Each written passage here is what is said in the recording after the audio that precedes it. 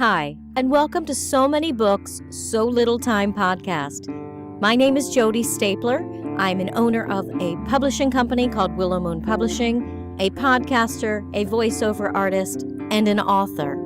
Stories are so important in our lives, and there are so many out there from independent authors and independent publishing companies that we may never find unless we trip over them on accident. So I started this podcast for people who love books and love to read, and to help bring more awareness to the indie books and authors of our time. So stay with me for So Many Books, So Little Time. I am speaking with Darryl Wimberley today. He is a novelist and he has won so many awards. He's and lived quite a lifestyle. You've been in the Air Force. You have a bachelor's degree in international affairs. A very prolific life. So tell us a little bit more about yourself before we get started in the book. Well, first of all, I think I'm lucky. Everyone wants to pat themselves on the ass for everything they've accomplished naturally. Yeah. But I've had a lot of luck. For instance, I was lucky to get an appointment to the Air Force Academy. I was only 17.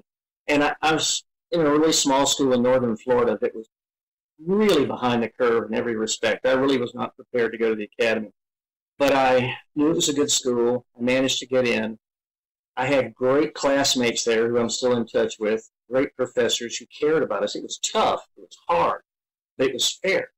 And that really gave me a launch on life. Like you mentioned, the international affairs degree. All service academies, you have to do a degree in a minor, at least, in engineering sciences, as well as whatever you major. Yeah, so like we were taking 22, 23 hours a semester, because in my case, international affairs came on top of aerodynamics, physics. I was still taking engineering courses as a senior. Wow.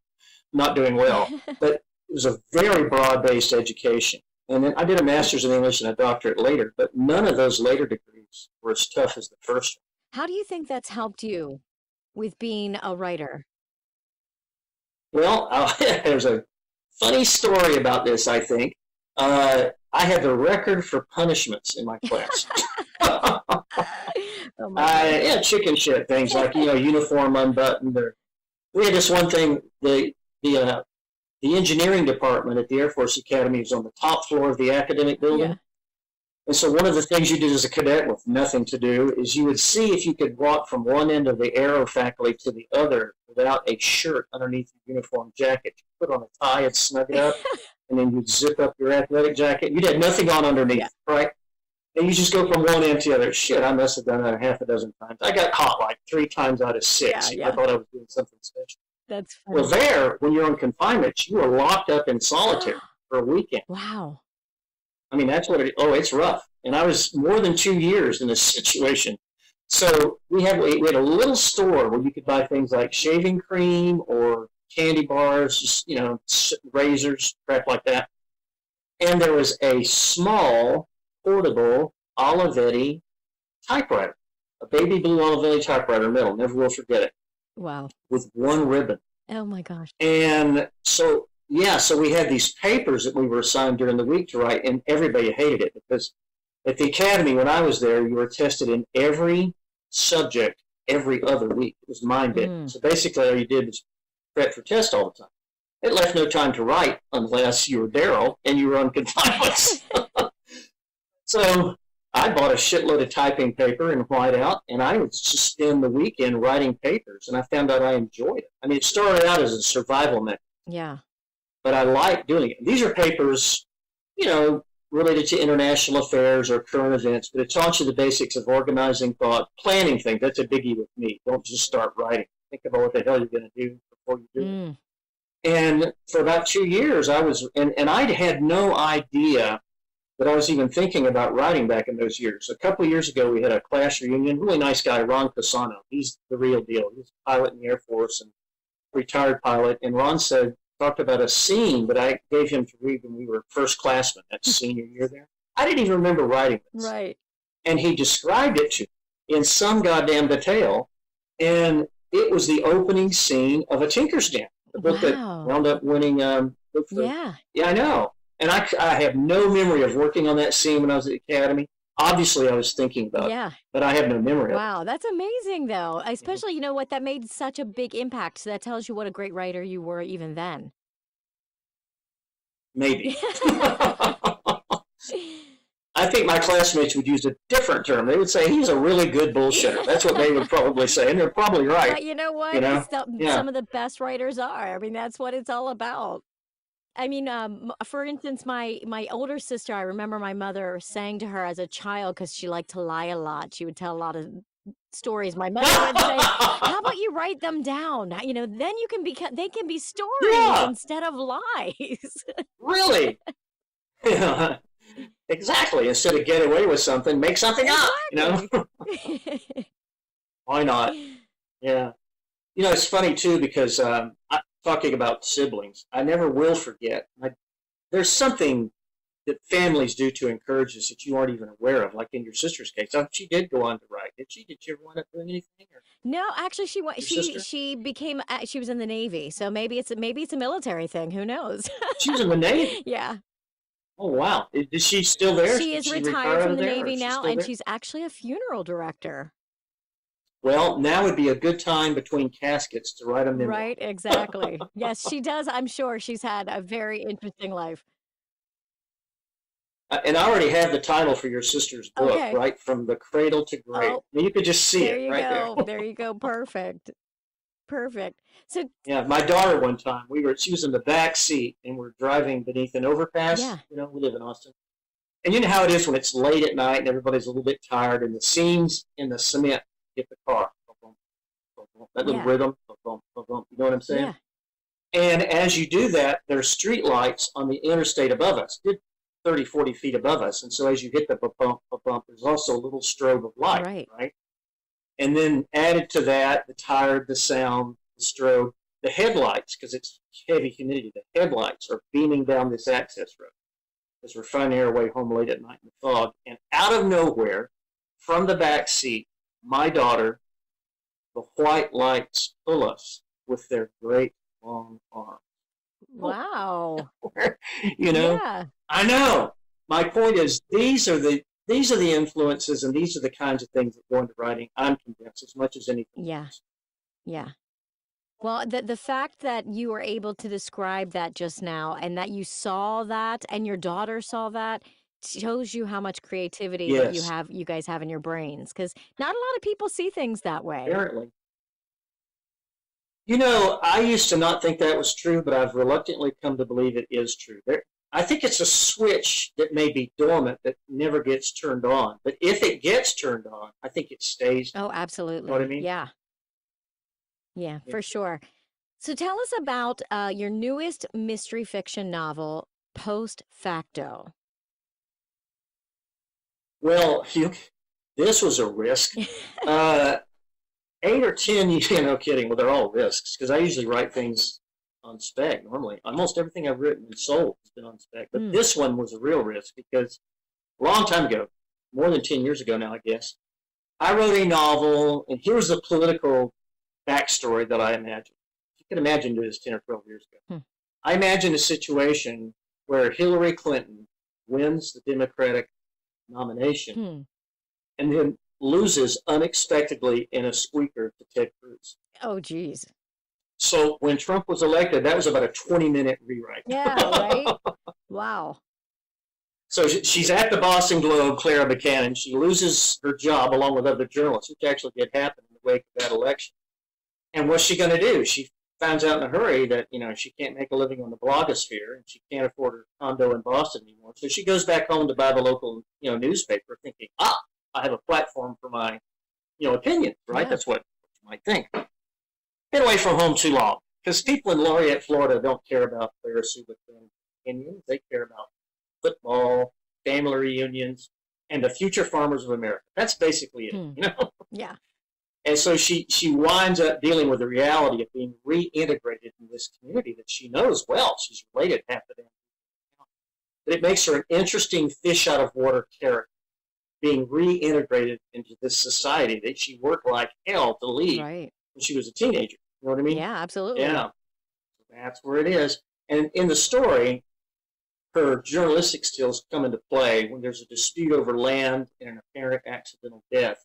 And of course, as a Southern author especially, you root these things in history. Nothing's ever something, right? Yeah. It had to be something your great granddaddy did that got you in trouble. Right. It couldn't just be that you screwed up. Yeah, right. Yeah, no, that can't be right. Got to be a history. Yeah. And in Clarisse's case, these histories, all the things she took for granted as a journalist, that you know facts. This is a post-factual world. It's opinion. She hears stories from people, and they are absolutely contradictory. And she realizes, trying to sort them out, that she is no less immune to these biases than anybody else. And that's part of the driving thing in the story. It's a little unusual in that event because there are these unexplained and spurious events happening in the county. Somebody sees their dead relative. There's an odd Stonehenge, erection in Picket Lake, and she just writes it off as pranks at first. But they connect real world that she can't write. Right. And that drives the narrative. Right. Yeah. Yeah, they're kind of So like they almost seem like red herrings to kind of keep story. They are. That's not a bad way to. Keep the small town secrets kind of hidden still. That's right. Yeah. And then the trick for the reader becomes which one of these is actually leading somewhere and which one is not. Right. It's like any mystery. Some elements pay off, some don't. How do you build them up? How do you change? It was. I always enjoy writing. I mean, authors are never supposed to admit this, but I actually enjoy writing. Part of the reason for that, though, is because I plan it way ahead of time. Okay. I don't wait till I get up in the morning and decide. I map it out. So, okay, I speak to some authors that they say it just flows from them. They don't even plan it, but you are one that you will plan it out before you sit down and write it. Yes, I actually have a long process where I do basically a dramatic count, like for a film. I map it out, storyboard, just as you would for a feature film. And that way, if things change, I can look at the storyboard and say, okay, this is going to happen here. I've got to go back. Okay. I'm never doing things on the wing. I always know where things connect. That way, if you see a plot opportunity, you don't have to violate your story. I see this in writing all the time, what I call lazy writing, where somebody falls in love with a scene, but it really doesn't fit. They'll stick it in anyway. Right. Or they'll cheat. Like the information you need, you get on the last 2 pages of the book. That always irritates me. So I try not to cheat. Yeah, that irritates me as well. Yeah, when it's out of nowhere, all of a sudden you're like, what? It should. Yeah. Well, this. Right. If I knew this page 12, I would know how the book ends. Right. Right. Well, you're so good at describing the town and the people that are in it and giving them all personalities that they're definitely not two-dimensional. They seem like people that that as you're reading it, that and that you've actually been to this place. I mean, if you've got the perfect descriptions and the feelings for this small town. Anybody who's ever grown up in a small town, I really get a kick out of you saying that. Yeah, anybody who's grown up in a small town can definitely see this as being a real place with real things that are happening. I really appreciate you saying that because I work hard at that. I do believe all good authors do it. I think that if you're writing about a borough in New York, if it's successful, you got to do the same thing. Oh, yeah. The key is in both settings to localize the impressions. They can't be general. They have to be specific and organic. If you try to skate on that, you're not going to be authentic. Right. And then I love how you work in the story the whole way through with the brothers and the fact that I don't want to give too much away, but there's some issues with their foster brother and inheritance and it's yeah. And the trick is, how do you make that come out organically? Right. Exactly right. Right. How do you not just announce it? That's what's tricky in writing. How do you make it emerge? Yeah, absolutely. I teach classes, I would make that distinction. What's the difference between giving a reader knowledge and having knowledge emerge for the reader? That's a very important distinction. Right. Well, I truly, truly enjoyed your book. I'm really getting more into crime and mystery fiction. I really never really read that up until getting this podcast, but I'm really enjoying it. And especially, I have to say, there's been a few, not in the past, where I've been reading it and I'm like, oh, I got to finish this book for the podcast. But this was not one of them. I enjoyed this very, very much. Well, I'm glad to hear you say that. Yeah. You know that my work is split too. I'm kind of unusual in this regard. About half of my work is not genre at all. Right, I did You know, read that about you. a Yes. tinker, You have like a Paul yeah, Bunyan like a book and Tinker's things like that, Dam. right? Yeah, I've got a work Paul Bunyan. I got the King of Color Town won an award for fiction. So did a Tinker's Dam. And so I sort of split down the middle. I've always done a genre work and a literary work. This is back to genre Yeah. for me because Claire, obviously, this lady's going to be a continuing character. Yeah. So I'm glad you like it. Yeah, Great. absolutely. And you have another series with Detective Barrett Rains? Yeah, that's the one. That's another genre series. That's the one set in northern Florida. Okay. It's published by St. Martin's Press. Okay. Now, when Yeah. do you find it difficult to switch between the genres and then doing literary work and things like that? Do you find that you have any issues with readers or anything like that? You know, Jody, that is a really good question for a whole lot of reasons. And I used to teach writing in college, and I would but the point is that it really is different orientations. In Dostoevsky, right? Mm-hmm. It doesn't really matter whether the guy is innocent or not because the purpose is the interrogation. Right. But if it's Raymond Chandler, goddammit, you have to know if the guy did it or didn't do it. Yeah. So you have to get those goals firmly in mind if you're going to write something in genre. That said, you can be introspective and write well no matter which way you decide to go. But yes, writing something like a Tinker's Dam or the King of Color Town is a lot different than writing Post Facto or one of the Barrett Rains mysteries. Right. Because in the Barrett Rains mystery, obliged to solve the mystery. That's got to be a driving part of the narrative. Yeah. In Dostoevsky, it doesn't matter whether the mystery is even fully outlined. It doesn't matter. That's not the point of the book. Right. So you have to get it in your head straight what your goal is and what you're trying to accomplish. Okay. And which one, do you have a preference, or is it just whatever feelings you're feeling at that point? I really don't, and it doesn't have a hell of a lot to do with feelings. It's what the story demands. Yeah. Like in the case, let's talk about Post Facto. Post Facto is close to being a hybrid because, as you know, there are red herrings that you see in any genre book, Right. but it's tricky to make them connect something, whether at a thematic level or at a plot level. I think I was able to do that with Post Facto. Yeah.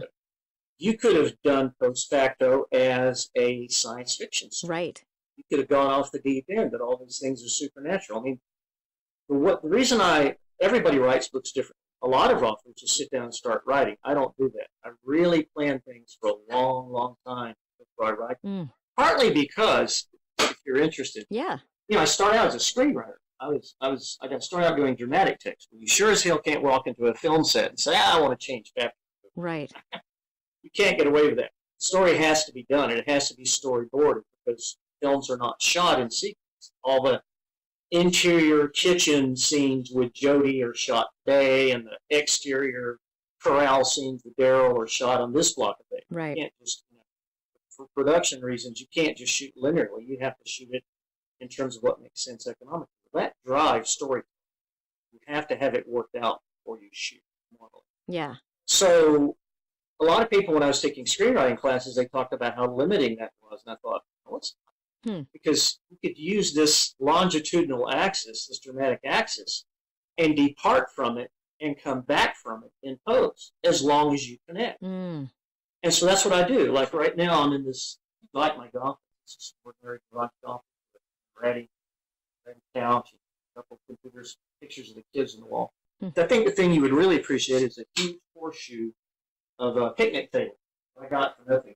That people were throwing away, and they are filled with plot lines.